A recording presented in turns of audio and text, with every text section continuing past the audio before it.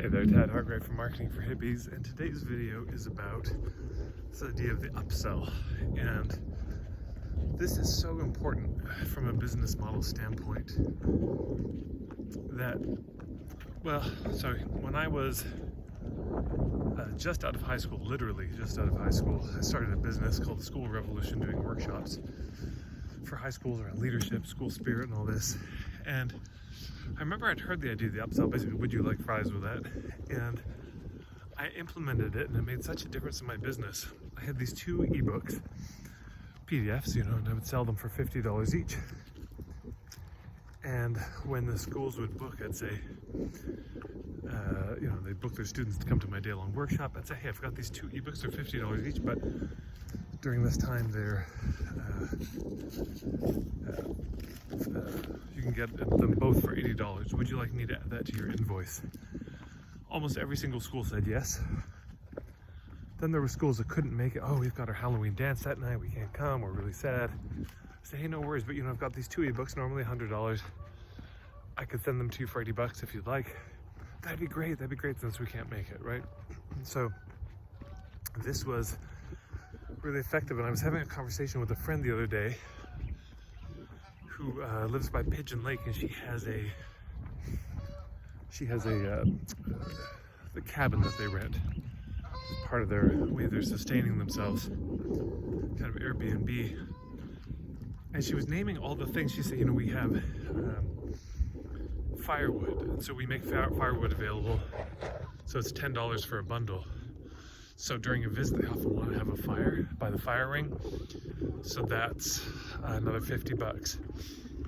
I was just visiting my friend Lori Trigg with Backwoods Buffalo, and she's got a farm store. So they've got all these things they sell. They sell eggs, they sell bison, lamb, chicken, ham, salsa, chips, the candles, soap, etc. A little farm store. I said to my friend, you could have something like that. You could be selling books. You could be selling, this was what got it started, was she said, yeah, my mom is a massage therapist, and a lot of the people who come to book a stay at the cabin, when they realize there's a massage, they book it. Like almost everybody books a massage. So we started just riffing on, what else could one include? One could include, would you like to rent some cross-country skis? Would you like to rent these bicycles to go travel around? A number of add-ons. Now the truth, if they just want the place and they're self-sufficient, there's no pressure and there's no need for them to get anything. But if they do, here they are.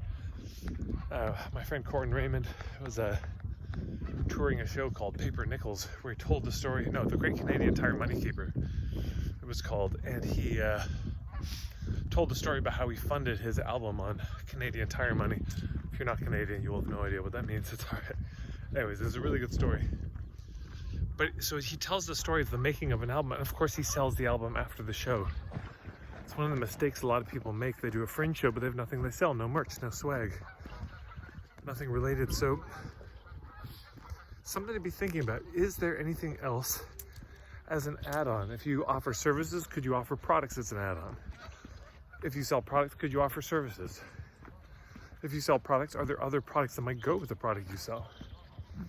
If you offer other services, are there other services that could go with it, etc.? But it was amazing. I spent a few $100s at Backwoods Buffalo. Well, I was I should get this, and then a gift for this person and this person. So yeah, if you have an Airbnb, why not have a little gift shop? Why not have a little something that could bring in a bit more income? My guess is, if they do it right, they may actually make more money from the gift shop than they do from the Airbnb. And then you see what happens is you start saying, wait a second, we make about $150 in sales in the gift shop for every person. People seem to love it, they get a massage, they get all these things. We could actually drop the price we charge for the room, because we know most of the income will come from the shop. You could do that as well. So these are thoughts around this upsell business model designing. Hopefully that's helpful. Thank you so much for watching this video. You can click subscribe, of course.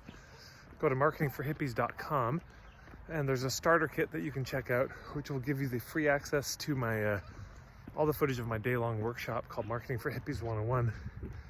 Follow me on Facebook, Instagram, etc. I think that's all for now. Oh, and if you can like this video, it makes a big difference apparently in terms of how many people see it. So thanks so much, everyone.